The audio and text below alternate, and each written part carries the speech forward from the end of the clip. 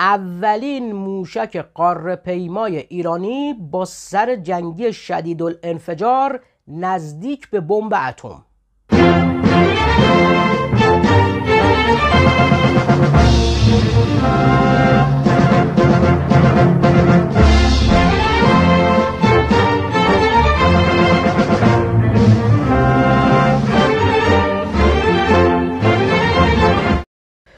خب سلام، وقت شما بخیر. خیلی خوش اومدید به کانال داستان‌های دفاعی. من میثم هستم، میسی پور ازم، با یک داستان دفاعی دیگه از کانال داستان‌های دفاعی دفنس استوریز در خدمت شما هستیم. همین اول کارم میخوام ازتون که لایک و سابسکرایب خلاصه یادتون نره، یا توی اینستاگرام فالو و خلاصه لایک و کامنت و اینا خلاصه یادتون نره که ما خلاصه با این پیام‌های شما و لایک‌های شما قوت قلب میگیریم. عرض شود خدمتتون که احتمالا در جریانید که چند روزی هستش که خبر رونمایی از موشک خرمشهر 5 ایران رسانه‌ای شده. خدمت شما عرض شود که نکتهش اینجا بود که این موشک به صورت رسمی رونمایی نشد، بلکه یکی از کانال‌های خبری کشورهای عربی حوزه خلیج فارس، یعنی کانال تلویزیونی المشهد امارات، این خبر رو رسانه‌ای کرد. تعرض عضلاتها قدام إسرائيل وبتستعد لتجربة الصاروخ خرمشهر 5. الصاروخ الجديد عمل جدل كبير على السوشيال ميديا، وفي ناس كتيرة اعتبروه واحد من أخطر الصواريخ في ترسانة إيران بسبب مواصفاته وقدراته الكبيرة. مثلا مدى الصاروخ خرمشهر بيوصل ل 12,000 كيلومتر، وسرعته خرافية بتتعدى 16 ضعف سرعة الصوت، ده خارج الغلاف الأرضي. الرأس الحربي لخرمشهر بيتعدى 2 طن متفجرات خارقة للتحصينات، وقدرته على المراوغة بتتعدى صاروخ خرمشهر 4 اللي استخدمته إيران في حرب ال 12 يوم مع إسرائيل. كل المواصفات دي خلت السوشيال ميديا الإيرانية تبعت رسالة واحدة لإسرائيل: خرمشهر 5 كابوس جديد للدفاعات الجوية الإسرائيلية.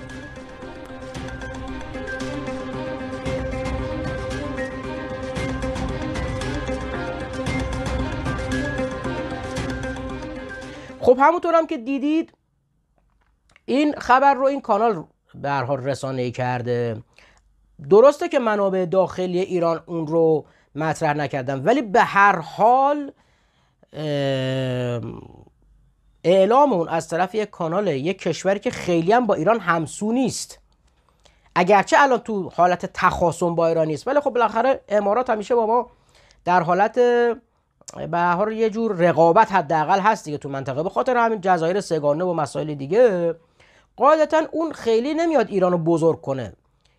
ولی چرا اومده این بار این خبر رو مطرح کرده؟ و یه سوال مهمتر، چرا این موشک اگر ساخته شده به صورت علنی رونمایی نشده؟ ببینید دوستان، ما دقیقاً این خبر رو بعد از جنگ 12 روزه با اسرائیل ببینیم رسانه‌ای میشه. همین میتونه دلیل باشه بر اینه که یه سری مصلحت‌ها و یک سری ملاحظات هم امنیتی و هم سیاسی باعث شد که چنین سلاحی به صورت علنی رونمایی نشه. اما انتشار خبر اون از طرف یک کانال خبری غیر ایرانی 2 تا کارکرد داره. یک، اولا در عین اینی که رسمیت نداره، در عین حال اعتبار داره. این یک. 2، وقتی شما به صورت علنی رونمایی نمی کنی و خبرتو میدی از طریق حالا منابعی به شبکه‌های غیر ایرانی و اونا برات منتشر میکنن، این مزیت برات داره که طرف مقابل تو که دشمنان تو باشن، حالا آمریکا، اسرائیل، برخی کشورهای اروپایی هن، اونا یه خورده به هراس بیفتن. اگر خودت رونمایی کنی، اگرچه اونم تاثیر داره، ولی هیچ وقت تاثیر اینه که یه منبع غیر ایرانی این کار رو انجام بده. به اصطلاح بهش میگن تاکتیک خبر سری، یعنی به ظاهر یه شبکه دیگه داره اینو رونمایی میکنه، ولی خود تو به صورت رسمی تو شبکه‌های تلویزیونی این کار نکردی. اینو بهش میگن تاکتیک خبر سری. که حالا ابعاد مختلفی داره. من حالا نمیخوام اینجا درس سواد رسانه بدم، کسی هم نیستم که بخوام درس بدم، عددی نیستم، ولی به هر حال به عنوان کسی که تحصیل کرده حوزه رسانم، اینو هم تو دانشگاه خوندیم، هم بالاخره تو تجربیات کارهای رسانه‌ای خودمون، چون اون دوره هم که خبرنگار رسمی حوزه دفاعی امنیتی بودم، اینو به خوبی خلاصه میدونم که رونمایی از چنین سلاحی توسط یک شبکه غیر ایرانی تأثیر روانی بیشتری رو طرف مقابل میذاره. اما نکاتی که در مورد این موشک مطرح شده، اولا گفته شده که 12,000 کیلومتر برد داره، یعنی تقریبا میتونیم بگیم به خاک آمریکا میرسه. این از این. نکته بعدی، یعنی قبلش اینو بگیم که این موشک دیگه اولین موشک قاره پیمای ایرانیه. نکته دوم، این موشک 16 ماخ سرعت داره، یعنی یک موشک هایپرسونیکه که رهگیری اون توسط سامانه‌های پدافندی تقریبا غیر ممکنه. نکته سوم، سر جنگی اون 2 تنه. سر جنگی 2 تنی که احتمالاً از مواد شدیدالانفجار خاصی که در موشک خیبرشکن استفاده شده در این موشک استفاده شده. یعنی به عبارت بهتر یک موشک غیر اتمی با قدرت تخریب معادل بمب اتمه با این وزن سر جنگی. به خاطر همین این دیگه معادله بازدارندگی رو تا سرحد زیادی بالا میبره. تصاویری هم که در موردش اومده بیرون توسط همین شبکه المشهد، البته معلوم نیست تصاویر مربوط به خودش باشه یا تصاویر به هر حال آرشیوی و به قول ما رسانه‌ها میگیم تصاویر تزیینی، یعنی صرفا برای اینکه صفحه تلویزیون خالی نباشه یه تصویری باشه، ولی همین تصاویری که بیرون اومده ظاهر هم نشون میده که موشک بسیار عظیم و جثه‌ایه. به خاطر همین هم قاعدتاً با این حجم و وزن میخوره به اینی که یک موشک قاره پیما باشه، یعنی دروغ نیست این ادعا.